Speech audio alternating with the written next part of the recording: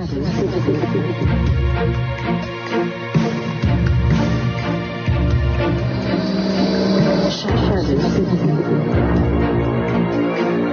it's the only thing I know for sure that would be a positive in everyone's life is whoever you care about in your life, make sure that they know that you love them, spend quality time with them, maybe get away from the news cycle. Every week, at least take one day and say, I'm not going to cruise the social media and the news sites and all that. Maybe do something local in your community that will help it, something positive.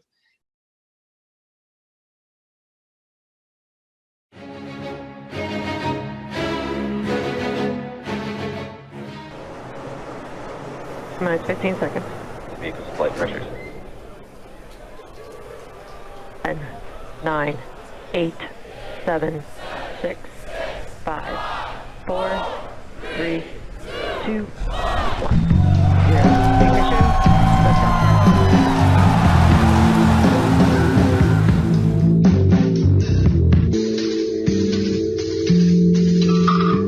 Hello and welcome, independent researchers, skeptics, and all of humankind, to ShadowCitizen.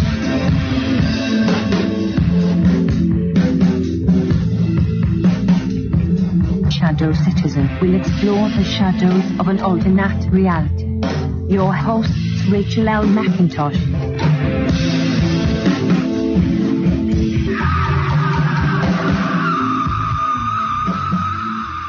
All right, we made it through another week, everyone. Thanks for showing up. Tonight we have the Oddman from the Oddcast, and I saw him on Twitter when I kind of left Facebook and migrated over to Twitter, which is equally as much as a hellhole as Facebook is. But anyhow, got over there and I saw these very interesting tweets showing up.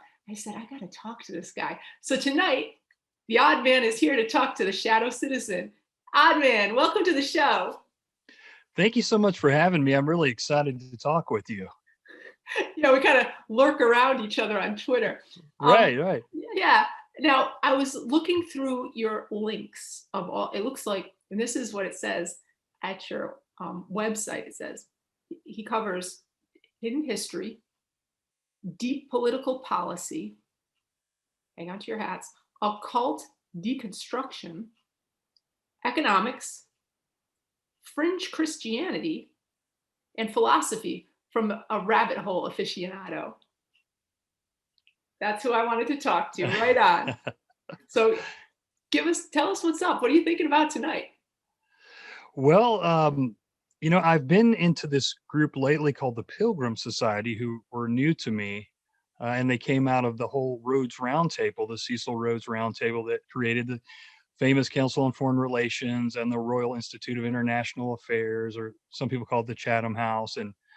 And so that it turns out it's just another group, maybe even the most important group, depending on who you talk to, but they're very secretive. So that's kind of the thing that I've been on lately. That's mostly what I've been looking into, but I love to talk about all kinds of stuff, and there's so many things regarding the New World Order, so to speak, or globalism. There's so many different institutions and people who belong to, a lot of these people they belong to more than one institution, so it's kind of neat. I try to just follow those trails and try to look at the lesser known organizations that are connected to those. And so that's just kind of what I've been doing. I talk about the Tavistock Institute. I love to talk about psychological warfare and propaganda and how we're manipulated, because it seems like we're manipulated at every turn with news and entertainment and music and everything. So I like to talk about that as well. Yeah. All right. Well, where do you want to start off? Well, let's start off with a normal person's life here in America, how they are kind of swooped into these mind games from a very early age.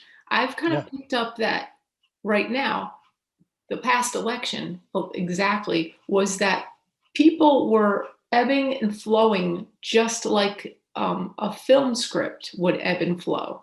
And I felt like whoever was whoever was designing this campaign Yeah. knew this about their audience. So they were ebbing and flowing with that.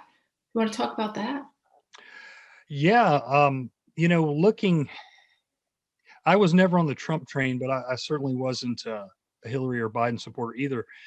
And I thought all along, it seemed like to me, and I can't say for sure, we may never know for sure if Trump was actually in on the whole psyop, if it was indeed a psyop.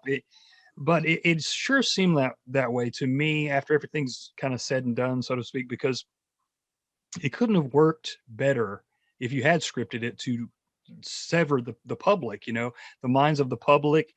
And I just feel like, as far as the president, I almost feel like, there's always been that saying in conspiracy circles, is he just a puppet? Is he just a face? And I really am starting to believe that's probably the truth, because they're the divider in chief. I think that's their main purpose. They put them out there to keep the public divided. And that way, the president can fight with Nancy Pelosi or whichever is the top, the loudest star of either the Republican Party or the Democratic Party. And that's what people focus their attention on. And of course, they have these outrages every couple of weeks, like Mr. Potato Head and all these different things. So you wonder if some of this stuff is chosen to make go viral, to keep people their attention diverted on things that are much more trivial. You know what I mean? Yeah. Because like they keep us fighting over the newest thing. Oh, the Democrats are going to do this, or the Republicans are going to do this. And I kind of feel like they keep doing that to keep us from thinking about all the things we've already lost, all the freedom that we've already lost, Yeah. So I think there's lots of mind games being played on us. It's kind of a game of chess. I think so too. Yeah, especially during this last election. It really, to me, felt like psychological warfare. And I know that a lot of people went through, most people this past year, aside from the election, even if you were not even interested in politics, you had to deal with coronavirus. And even that was enough to blow people's minds. And the two together. Yeah. Yes.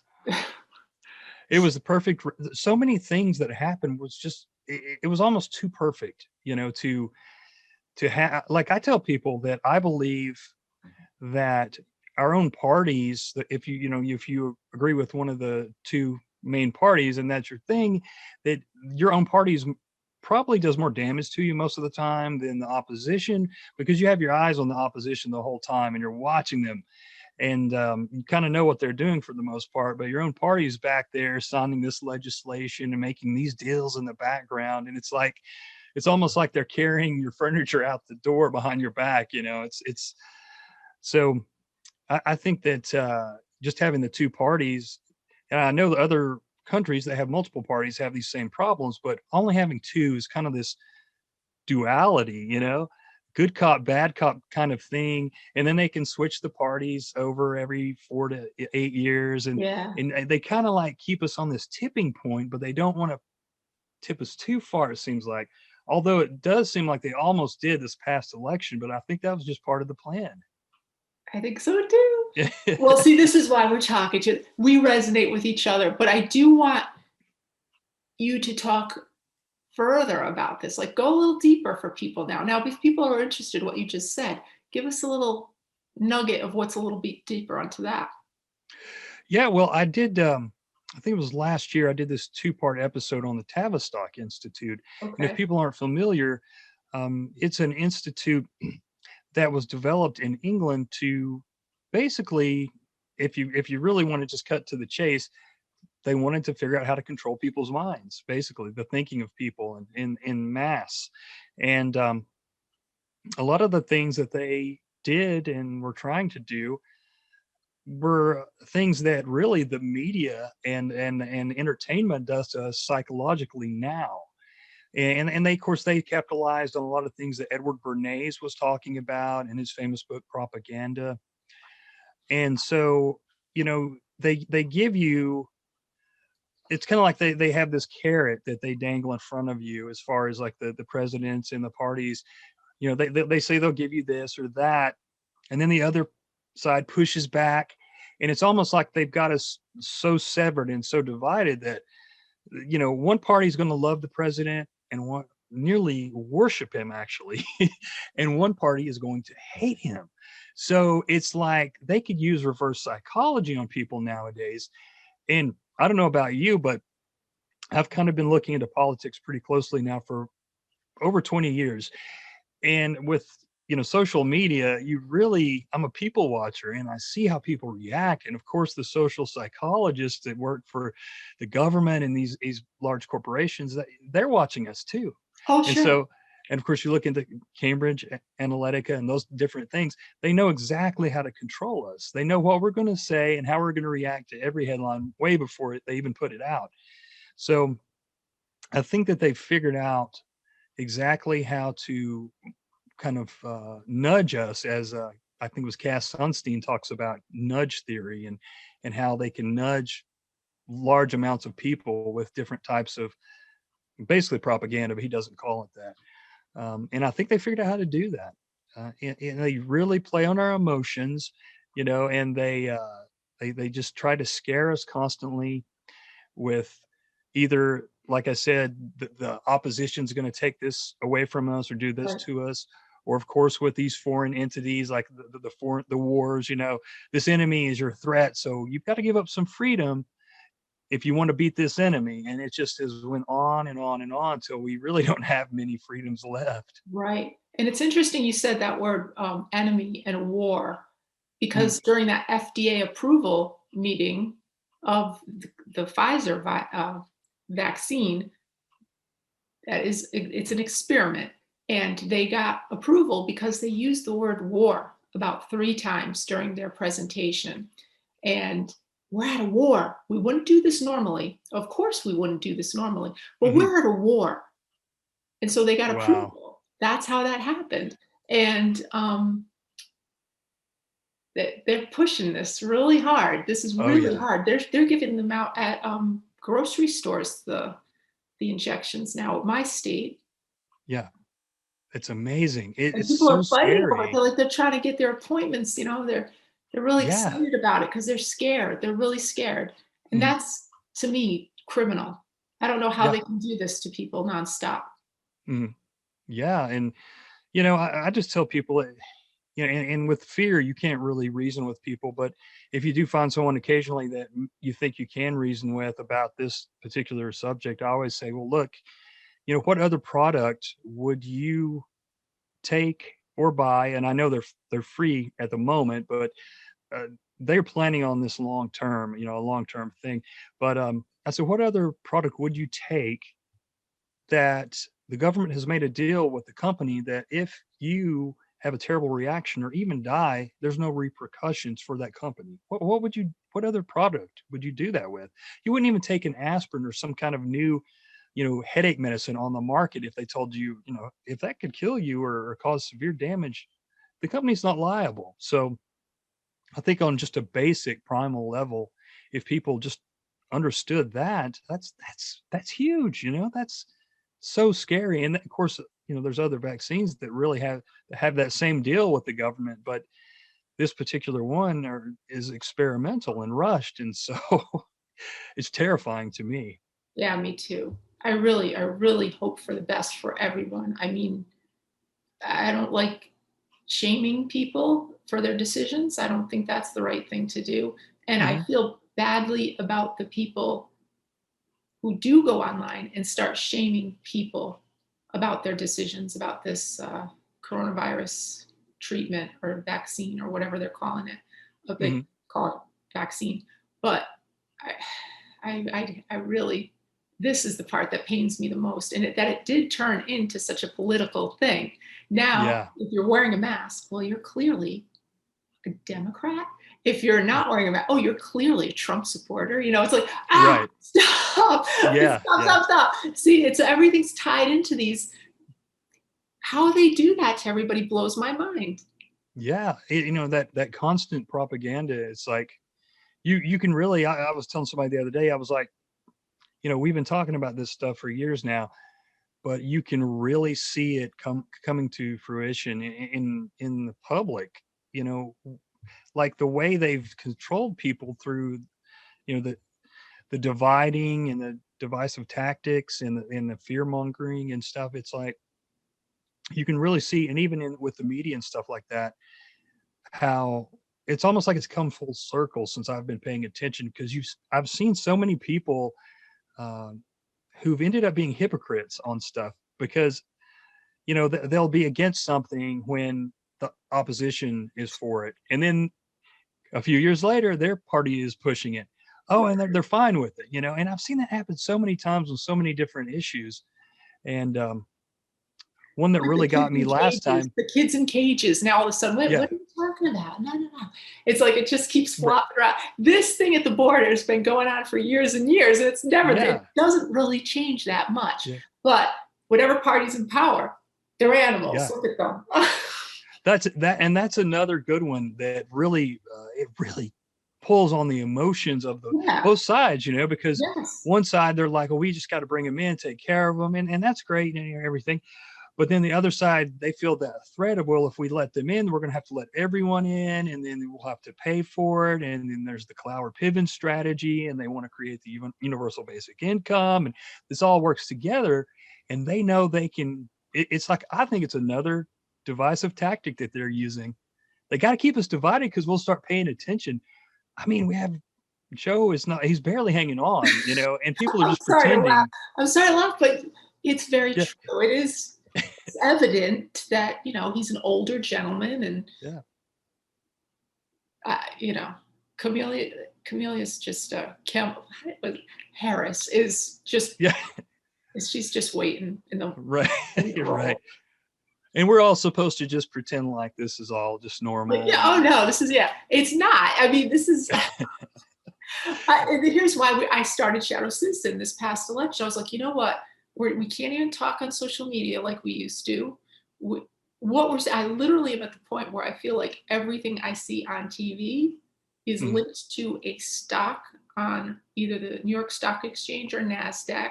So it doesn't get to that. Nothing, in my opinion, gets to that mass saturation of the population unless it's affecting a stock price. And because they are allowed to propagandize American days, That's right. I don't doubt half the stuff I'm seeing is completely fake. Yeah. I mean, because like you said, they can do it. What was it? Was it 2012 or 2013? They repealed some of the provisions within the Smith-Mundt Act, and now they can propagandize us. And most people have no clue. I've tried to tell people that, and they're like, oh, that's just a conspiracy theory. No, no, it's not.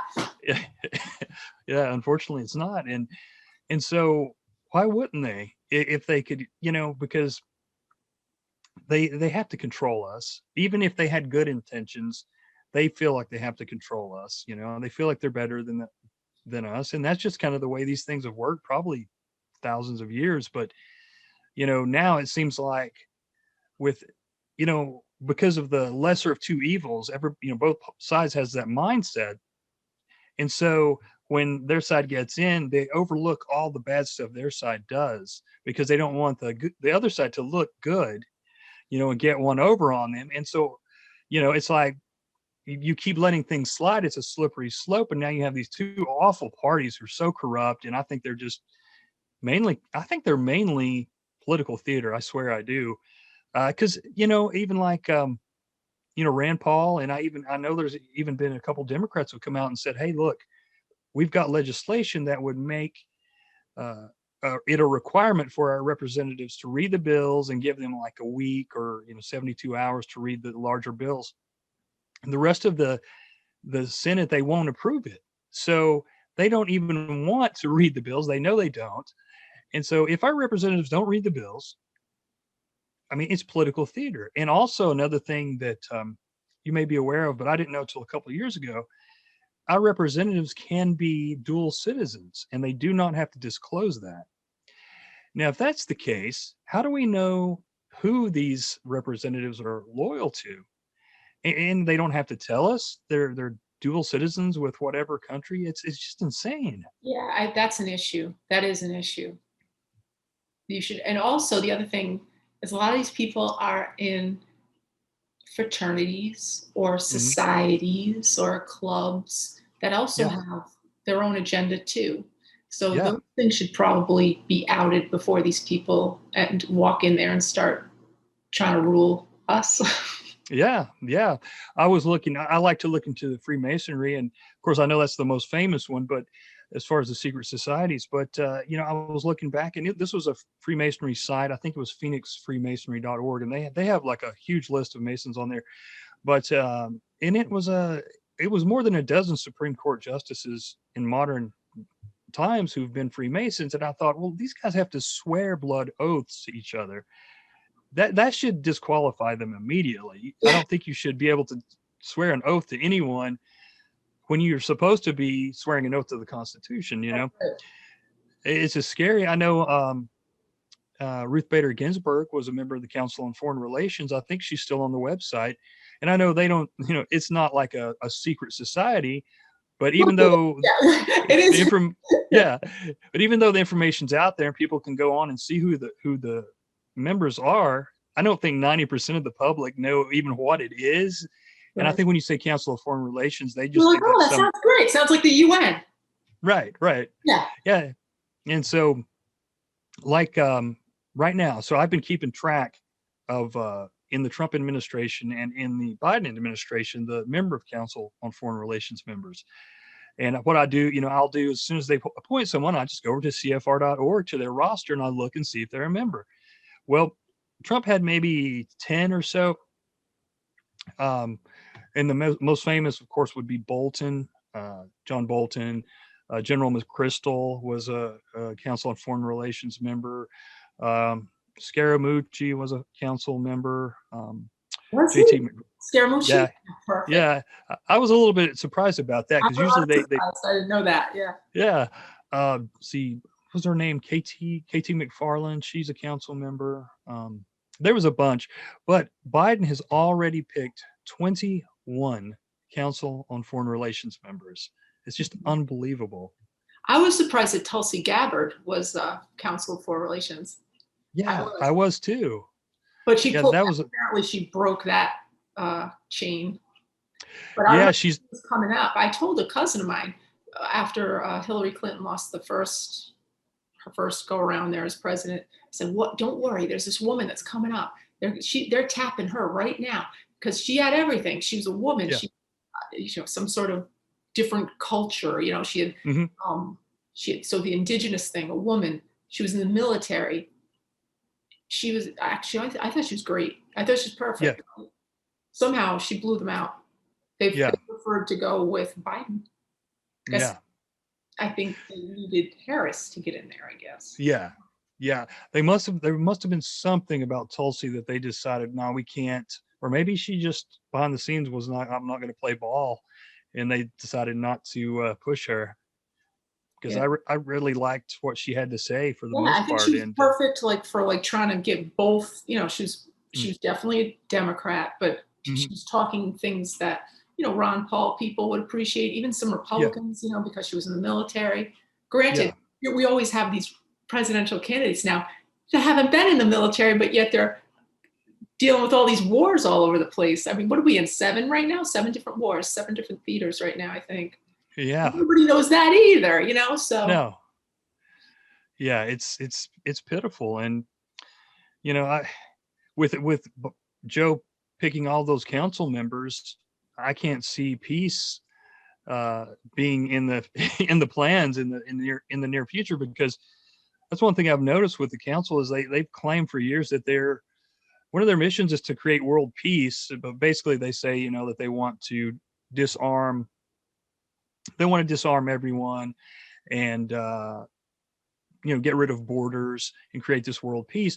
But their members have been behind every modern war, every single one. So it's like, okay, you're talking about peace through destruction. So order out of chaos, I think, is what must be their kind of unstated motto, I think. Well, plus, you got USAID hanging out in the background, ready to, like, when they start blowing the place up. Okay, here comes your USAID, which is actually a bank. It's not like Farm Aid. It's the Farm Aid concerts. It's not like that. Yeah. It's like it's USAID, which is a bank that is associated with the United States Corp that comes through and says, okay, we'll loan you some money to fix everything up. And all the contracts are directly hooked up into all the allies that had just blown you up. Amazing. Yeah, I remember, I guess it was Eustace Mullins. yeah. I remember he said, I know he was in the military too, and he said, I know he's controversial, but some of the things he was really right on. He said there is huge money in rebuilding after war, and he's like, Oh yeah, that's where it's at, man. Yeah. Exactly where it's at. That's what Afghanistan, going into Iraq. Afghanistan said, yeah, well, that was something, but let's go for the big money. Let's go for Iraq. Yeah. Still going on, man. So take us down. We're still talking about, so we got the Council of Foreign Relations, which, did you know the Golden Globes are associated with the Council of Foreign Relations? I did not. Yes, when I found that, I was like, what? Because the Council of Foreign Relations, their main thing, like you said, is world peace. They were trying to promote the wonderfulness of America. And so they got, the different journalists go over there to try to get the information and spread it out. But then they started making television shows and movies to like promote the American lifestyle, which of course is tied into the stock market, of course, right? Yeah. Because you need these products that show what it is to be American. And next thing you know, they start having this awards show. When I found that, I was like, wow, that's crazy. So they're wrapped into this, like this entertainment thing we started off talking about, because it helps train people about the culture. Yeah. That makes total sense. I know that HBO Home Box Office does documentaries for Council on Foreign Relations, and he's not on the board of directors any longer. I'm blanking on his name, but he was the assistant president of HBO. I guess he was the vice president. Excuse me. And he was on the board of directors of the Council on Foreign Relations a few years ago. I've got a screenshot of it somewhere in my photo archive. But I remember Richard Haas, he's been on Real Time with Bill Maher a bunch. And Richard Haas is the president of the Council on Foreign Relations. And one time he came on there, and Bill Maher was like, this is the president of the Council on Foreign Relations. Some people say they own the world or rule the world. And Richard Haas had the most uncomfortable laugh I've ever seen or heard in my life and seen. And I was like, oh my gosh, it was just kind of creepy, knowing what I know about them. But, there's other institutions too that are connected to them, like the Brookings Institute is kind of like their sister organization. All right, tell us about the Brookings Institute. Well, they're, kind of seen as this group of intellectuals, and they come up with different policies and they kind of judge other policies and stuff like that, but they work hand in hand with the council. And one of the things that I don't think people realize is the way it kind of works with the council is they always have their representatives in presidential administrations, every single one, and almost every FBI director has been a council member, or not FBI, I'm sorry, CIA. Almost every Secretary of State has been a council member since their formation. And one thing really quick, I'll tell your audience, they were formed in 1921. So this celebrates their 100 years.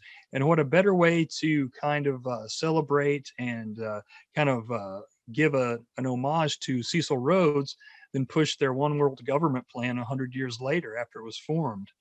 And it also coincides with Agenda 21. But so you get the council forms these committees, and they're usually anywhere from 15 to even 30 people, and they're all experts in their fields. And Brookings Institute does the same thing. And they come up with whatever the policy subject is. The Richard Haas and these advisors will say, you guys come up with these plans, come back to us in like a month, and then we'll present this to the government, and we all also have our emissaries already in the presidential administrations, and that's how they write the policies, you know.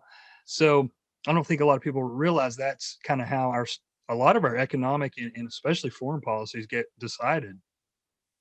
It's not, you know, this democratic idea. It's these people that you didn't vote for and you have no control over, who are coming up with this stuff, and they are tied to the corporations. And I'll just tell people, if you ever want to really look into it, it's super simple. Go to cfr.org, look at their individual membership, but also look at their corporate roster. It's every company that you hate. It's Facebook, it's Google, it's Exxon, it's BlackRock, it's Microsoft. It's all the ones that people just really hate, you know. And so that's how they control everything. They're all in this network together, and they've got millions of dollars coming into it, and they all, you know, are privy to all the same information and the same. A lot of them go to the same Ivy League schools, and they belong to the same fraternities, and probably belong to some of the same secret societies, especially Skull and Bones. So that's how your government actually works in the background. And then, aside from Brookings, you've got you know, you've got the Atlantic Council, and you've got the Aspen Institute, and you've got the Trilateral Commission. Of course, you've got Bilderberg, but there's so many more side ones. One thing I learned a few years ago is the council has even city councils in some of the bigger cities, like the Chicago Council. That's a council on foreign relations institution. The Wichita City Council on Foreign Relations, Mike Pompeo is on the board there. So the council is both Republicans and Democrats, and I kind of tell people it's like I think it was Bill Hicks, the comedian, said, "Oh, who are you going to vote for?" And he's like, "I think the puppet on the right is the good." I can't remember exactly how it says. I think the candidate on the right is the best one. I think the candidate on the left is the best one. It's the same hand holding up both puppets or something like that. But, you know, it's like it's the same at the top. It really is one big party. Like, I guess that was Carlin that said it's one big party and you ain't in it. That's right. And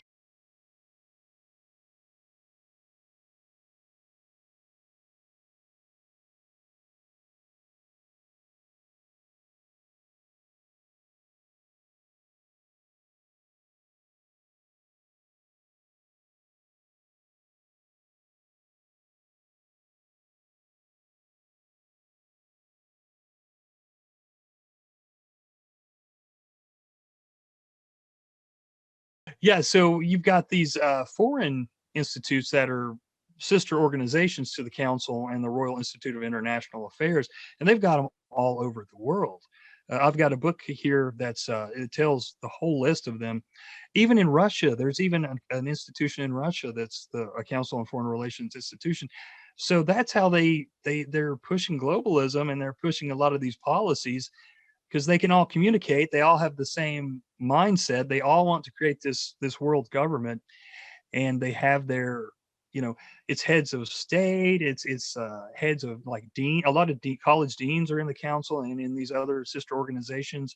It's generals, colonels, it's your top media figures. See, just real quick here, I've got George Stephanopoulos, a CFR, Andrea Mitchell, Charlie Rose, Aaron Burnett, Jake Tapper, Monica Crowley, Trish Regan from Fox. Fox Business is Maria Bartiromo. I don't know if I said that right. Joe Scarborough, Fareed Zakaria from CNN is on the board of directors of the council. Judy Woodruff, Brian Williams, Barbara Walters. It just goes on and on and on. And these are, you know, people can go on the council's, you know, website and see this, but I don't think it really resonates with people. But if a lot of your top media anchors and media people, top generals, top academics, top you know, businessmen from different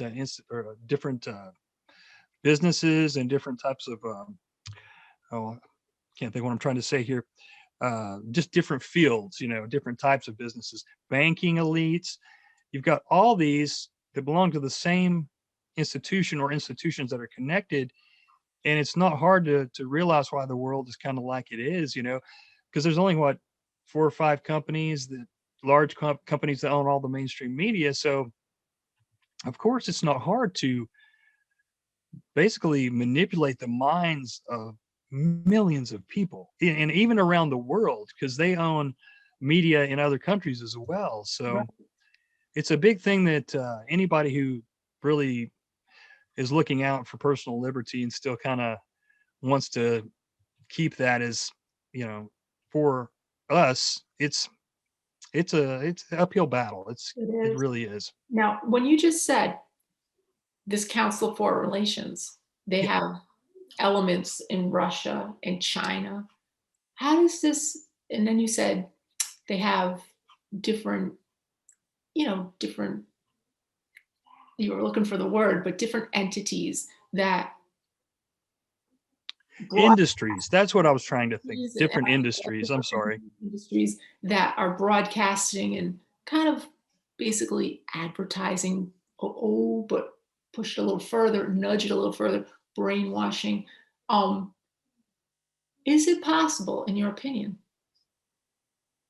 that China and the US and Russia are all working towards the same end, and this whole thing is actually a big game? I have a theory about that too. I'm glad you brought that up. I do think that's possible. And I've told people looking at these secret societies, and this is just a little thing, and it may sound silly to some people, but I've looked at the Freemasons and really delved into that a lot. And I have a friend who's a Freemason who's told me some things. But if you notice, a lot of times these world leaders, especially our president, he'll go to another place and meet a world leader. And they have a certain way that they shake hands and do this hug. And if you'll notice, it's called the 5 points of fellowship. If you ever look that up, look up the 5 points of fellowship for the Freemasons. They put I can't remember the whole thing, but they put foot to foot, knee to knee, hand on each other's shoulders, face to face. And I think there's one more. I think I only mentioned 4, but anyway, they do the thumb wrestling. Yeah, go on. Right. So it's a specific thing, and I know I've seen several. Like I know I saw Mitt Romney. I know he wasn't president, but when he was running, he met someone from China, and I saw him do that. I've seen President Obama do that for sure, and I'm just like, you know what? With Iran and how we, supposedly took out that general, and maybe we did, maybe we didn't. But we saw the ring. Everybody saw the ring. Right. Yeah, it had to be true, right? Yeah. And so you gotta wonder because all they have to do, they need a boogeyman to scare us, and their country needs a boogeyman which they can use against their people. So it just works hand in hand. It's that dualism. They got to keep a threat to keep us obedient, so I really wonder if that's the case. Now that makes me also wonder about, because obviously United States, China, Russia, these are nations. What about even older than that, religions? You've got religions like the Catholic Vatican, the Roman Catholic Vatican. Then you've got the Jewish nation, Israel. Then you've got Asian influence coming in now. What about that type of? Do you think they're trying to merge that in with this? Or what's your thought? Like as far as a one world religion, or I don't know. What do you think? What do you think's going on with the religion? Because that's got to be part of it, I think. Because that's how they used to, before they had TV or anything else. Even people didn't read yet. They went to the temples or the cathedrals, and they saw the stained glass windows, and they listened, and heck, they were going to die and they were going to go to hell or whatever they had them to say to scare them. It's a whole scare thing. And they had a ritual that they did, and it made them feel like they were good people as opposed to those other people that aren't good. We'll kill them. Yeah, no problem. But we're good. Right.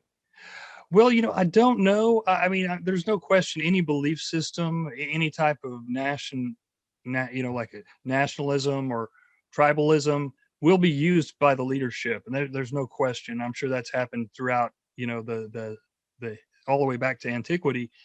But as far as creating a world religion and world government, I think that goes right together. You see a lot of this I think it's called ecumenism, where they're trying to merge all these, these Christian religions together. But also you see the Pope, going to these different religious leaders and really like oh my gosh, it was someplace in the Middle East the other day, about 3-4 weeks ago. He went to have some kind of mass prayer service, and I looked it up, and it was on the top of a ziggurat. And if you look that up, they were having that mass service at the place where whatever religion that had been there centuries ago, that's where they did their rituals and killed. They had human sacrifices right there where they were doing that. Sure. It was so it's like, and if you read Alice Bailey, who was a esoteric writer, and she created Lucis Trust, and it was first called Lucifer Publishing, but they still, Lucis Trust handles the United Nations Library right there in New York. I've got a book that I ordered from them, and it has a bookmark in it with the United Nations, their address on the back says Lucis Trust. So that still is a thing.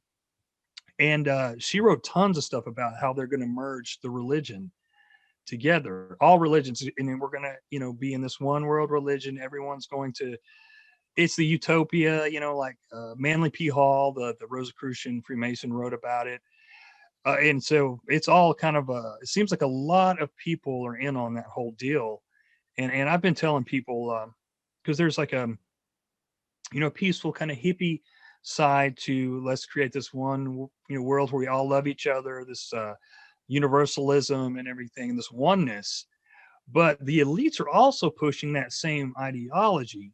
So I wonder if a lot of people aren't going to be fooled by that, thinking that we're all going to be happy when it's just another tool that the elites are using. You know what I mean? Yeah. I mean, I look around like you look at Washington.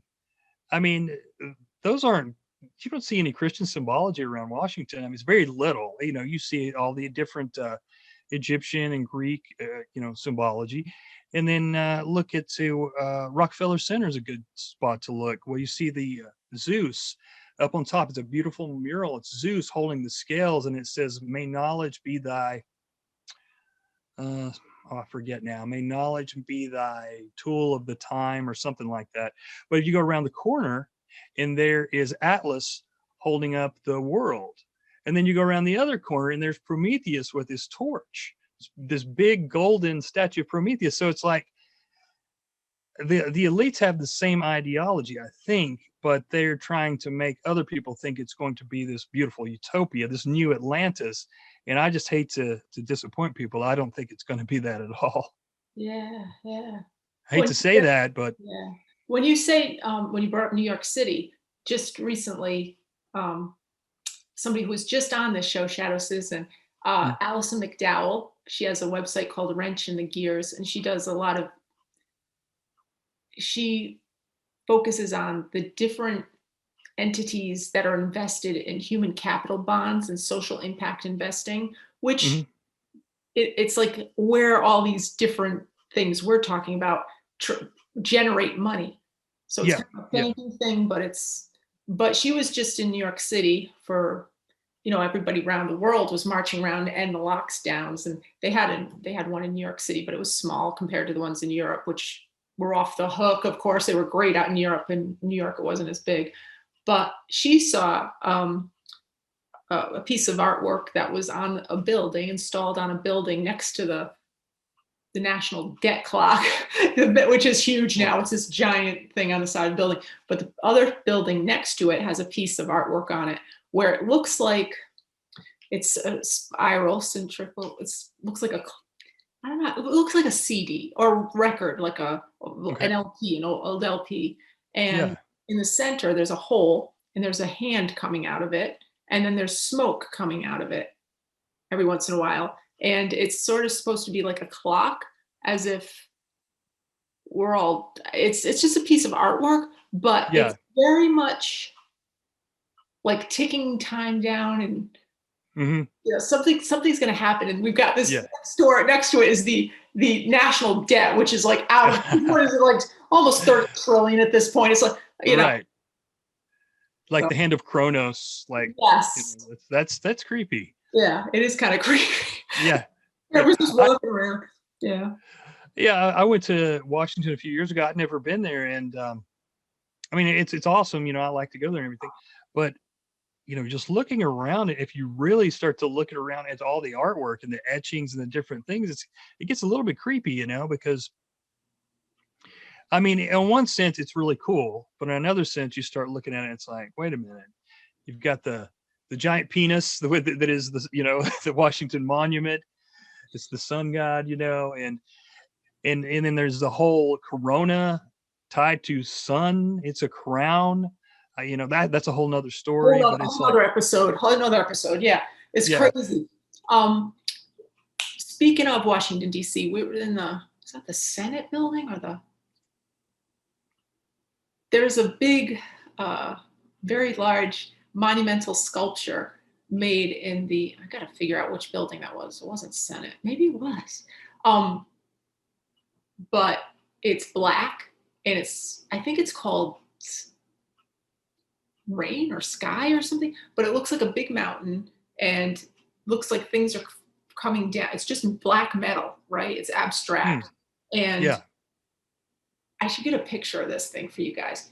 But like, dude, what is this thing in here? It's not necessarily beautiful. Obviously it was from like the 70s, early 80s maybe, but yeah, why? So I'm sure yeah, it costs like a ton of money, and it's one of these right, things, art and money laundering. Like what's going on, man? yeah, When the government decides to actually invest in something, or then really rich people, and then when you see these things going up onto auction, I'm always watching it because money laundering is going on. A lot of these sales that are crazy. Yeah. Did you notice the sales of the online artwork, or the NTFs they're calling them? Did you see this? No.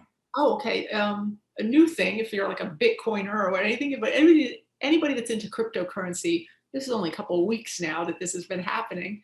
Elon Musk's baby mama, she created some artwork, and it sold within like 20 minutes for the first piece for like $800,000. I think she made a couple, like maybe $5 million that night. And it's all just digital art that she made. And it's called an NTF, a non-tangible fungible. Oh, wow. It's like you can't touch it, but it's like floating around. People can cut and paste it all over the place. People are selling these things for tons of money via Bitcoin money or Ethereum. I think it's running on Ethereum, to tell you the truth. And to me, that just seems like money laundering among people that like are in the club, just what the heck? Right. Yeah. And I think a lot of these NGOs are money laundering schemes. I think that goes way back. And maybe even like with the Council on Foreign Relations and these other ones, because they're all over the world. And I think, of course, Afghanistan is probably a money laundering scheme. I had a friend who, I won't say the security company he worked for, but we can all kind of guess which one it was because it's the biggest one. And he said for sure, he said that's a money laundering scheme. I mean, he was over there for a long time. Yeah, anybody that's been I used to work for a defense contractor, and anybody that's in that defense contractor world, it's obvious. And that's what made me go into Ron Paul, get into the Ron Paul stuff. I was like, just get the troops home now, bring them home, because I mean, I love America. I love having a strong military. I love that. However, our foreign policy is messed up. Nobody knows what we're doing. And all the contracts that we're spending the money on, we're not even spending it on our own military. We're spending it on these corporations that charge us money. And it's just going around. It's just, political favors. In my opinion. I mean, granted, people might have other opinions, but it's clearly a scheme. Oh, yeah. I mean, it's, it doesn't take too much looking to realize that your average troops are not getting like, one thing I've told people is like, look, think about all the times you've seen these drives where we need to get the troops proper shoes or proper this or proper that, when these companies are making billions. Mad bank. Yep. So it's like, they fooled the average, mom and pop and everyday American into thinking support the troops is always support these wars, and they couldn't be farther from the truth. And I was hoping it looked like people were starting to wake up under Trump. They're a little bit more under that whole kind of thing, but then now it's like, I don't know, because that propaganda has been going on since World War I, and that's a hard thing to break. I know. They And think that's that the other thing that makes me really, really sad, because there are people, they are like my mom's generation. They have seen wars every decade of their life. And they've been told that to go fight in that and to give your kids to that and their grandkids to that is important. And I put it this way, I love these people. I love them. It's like I said, I don't want to shame anybody for anything they've done, for anything they believe, because I do believe America is worth dying for. However, if you're over there and there's contractors marching around with a coalition, chances are it's not directly affecting America. I'm just going to say that. Yeah. You go back to Smedley, General Smedley D. Butler, and he said, if our borders in the Constitution aren't, in danger, then the war is a racket. And I might go a little bit, I might not go quite that far, but I think he was pretty close to, and he would have known, because he was such a high up general. But he knew exactly what he was talking about. With NATO, we're in NATO, and I don't know why, well, I do know why we're still in there. I think it's a way to keep us in war, because any of these other countries that are in NATO, if they go and start a skirmish or have some problem with another country, we have to, because we're a NATO member, we have to help them out. It doesn't matter if we get along with that other country, so it's ever since US has been in the United Nations, we have been in a war. It's the United Nations started off as this like, oh yeah, we'll all get together, we'll peacefully solve our problems. Next thing you know, that turned into it's nonstop. Of course, the United Nations is involved with the World Health Organization, which is involved with the World Bank, which is, all this. And those people that go there, are they elected? They're appointed, right? So once again, it's part of this big club. Yeah, it's just another, and if you start looking at, I did a couple shows on the United Nations, just like looking at their NGOs, right? And it's just full. It's just, that's nothing but NGOs, besides these representatives. And I think if people start looking into the United Nations, there's been all these sex scandals over the years, and money laundering, like we were talking about, scandals, and of course oil for food and different things like that. It's a corrupt organization, but we're led to believe that it's just this wonderful institution that wants to create world peace and feed everyone, and it's for the greater good. But it's what, in your opinion, what should people do? I mean, like I said, I love people, and this is why I love talking to people on ShadowCitizen. I love people, and I want everybody to be able to. I don't want to scare people, but I do want people to get some gumption about why there might be people who are so upset on the other side of whatever issue. Like, you're stupid. And the reason why I'll just kind of be an apologist for these people that are freaking other people out is because they're scared. The people that come out lashing, it usually means they're scared. And I don't want to be coming out lashing at people and freaking people out. But what do we do when we finally figure out that this is happening? How do we? I mean, the last thing I want is an internal revolution in this country. That's like the last thing I want. How do we get together to fix this? Is it even possible? I don't want to be a downer. It's like what I've been telling people is, and it sounds kind of cliche, but really it's the only thing I know for sure that would be a positive in everyone's life is whoever you care about in your life, make sure that they know that you love them, spend quality time with them, maybe get away from the news cycle. Every week, at least take one day and say, I'm not going to cruise the social media and the news sites and all that. Maybe do something local in your community that will help it, something positive. As cheesy as that sounds, we can affect our local community a lot faster than we can national politics. Or the Because UN. yeah, God's sakes, the UN, goodness gracious. yeah. So So stuff yeah, like the that, local stuff is pretty awesome, and I agree with you. We've had Patrick Woods on. He's do you know who he is? Yeah, he's great. Yeah. He's awesome, and and most everybody that rolls on, they focus on local. Mhm. And we just had a situation here. I live in Rhode Island. Mhm. A piece of legislation came up, and people were opposed to it, or they're pro this, and they didn't know who their elected reps were. It's like, guys, you got to know at least who your elected reps are. So the very Yeah. first thing is figure out who your reps are. And I don't know if even that works at the state house level, because these people that are in the state house, they're the party. That's how they got there, and they're in the game. So you gotta but at least know who your reps are. I think if you go even localer, like in your city council, you show up at city council meetings. I was talking to somebody the other night. I said, if I was queen of the universe, queen of the USA or whatever, I'd make it so you couldn't vote unless you attended at least one city council meeting a month. So you can see how these things come up and how they get solved or not solved, Right. So I think that's where people could start. And the other thing too is if you just don't want to deal with that at all, because you got lobbyists everywhere. Anywhere where somebody's trying to rule somebody else, there's some corporation in there that once again has a stock on the stock market they've got to pump up.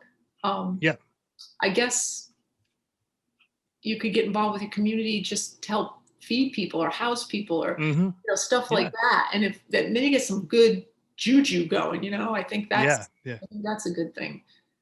Yeah, I think so too. And plant people are kind of so conditioned and propagandized with the left right kind of thing, but you can plant little seeds in people that to make them kind of come along, maybe to realize that it's kind of useless to be hardcore left or hardcore right, because our representatives, like we've been talking about, are either on the take or they belong to these different groups.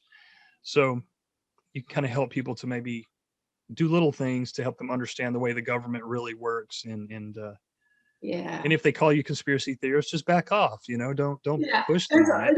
I have my new motto is bell curve. Is that there's a bell curve of all things when people are learning things and people's intelligence level and everything else. There's a bell curve. And if you're the guy at the top of the bell curve because you know everything, or even over to the very other side because you actually are over the curve, over the hump, and you're like wicked smart, you're really smart and you know everything. There's always going to be these people, they're just lagging along. But when they see other people starting to understand what the whole entire curve, people will follow, and it will become a sine wave, a moving wave, and speaking of, that makes me think of music. You could get out in your local community and you could be playing songs, and you could be, I see your guitars back there. So you could be out there like jamming out and touching people that way. And that really inspires people too. Tell me about the guitars. What's going on back there? Well, I was in a band called We Are the Conspiracy for over a decade. Yeah, all right. You already got me by the name. Good name. Right. Yeah. And so, we haven't played in a few years, and I just play by myself now because I just got too busy with kids and work and everything like that. But I still make music, and I got like probably 40 or 50 songs online that they're just up there. If people want to listen to them, they're free. But it was kind of an odd, it was kind of like a mix between heavy metal and punk. I love that. Go on, continue. But we had like a pretty good mix in between there of different styles, and we had some political songs, but they weren't like your normal. Like a lot of songs, most political songs are coming from a left type point of view a lot of times. It seems like, but these were coming from more of centrist point of view of like the government, is not your friend. And, Right. I said, but yeah, go ahead. Mm-hmm. So, I tried to present it to where, like I was just saying a few minutes ago, you can kind of plant seeds.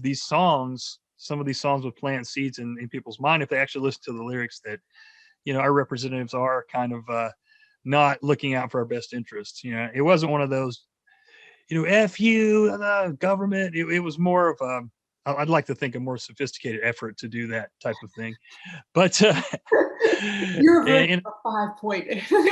Yeah. Yeah. And then there was other stuff too. We kind of had a fascination with horror movies and that kind of thing. So that was, we did some songs about that as well. But it was a lot of fun, and I learned a lot. And as that started fading out, that's why I kind of got into this, I guess. It just kind of was a natural thing. I was going to ask you, how did you get from that to this? Because that's usually how I ask people on the show. I say, how did you get to where you are now? And from there. So I liked hearing about that. Thank you. So you went from the musician, kids came along. Yeah. You're doing everything. I'm just going to say that. I mean, I love my children and everything, but no, you know what I'm saying. It's not like definitely. Life changes. The life completely changes. Oh, and, yeah. You get a new sense of priorities and everything, and your old school coolness kind of you're like, oh, you're not cool at all. Right. Yeah. Like, who'd have thought guitars are like not even seen as cool anymore? It's like, it's not a big deal anymore. It's like, because a lot of music's electronic and stuff like that. So it's kind of funny how things change. I never thought that. But then again, record players are coming back. Yeah, that's cool. It's cool. So it'll flip around. It'll keep flipping around. It always does. Yeah. Maybe I won't be too awfully old. I can still play a little bit, and kids will actually think it's cool again. Yeah. Instead of, oh man, I wish you'd stop playing that. It's loud. Well, hey, Oddman, it was awesome to make your acquaintance, and I'm so glad to see your face. I always see this stuff on Twitter. I'm like, who is that behind that tweet? Thank you so much for being on ShadowCitizen. And what I'll do is I'll put your all the different websites that you've supplied to me. I'll put them under the interview. And if you want to put one of your songs, give me the link to that. People can hear one of your songs. Yeah, that'd be cool. I definitely will. I'll send you one. Thank you so much. This has been awesome. All right, right on. I'll see you on Twitter. Everybody absolutely. I'm on Twitter at ShadowCitizen1, and look for me there. All right. Thank you. Good night, everybody. We'll see you next week. Bye.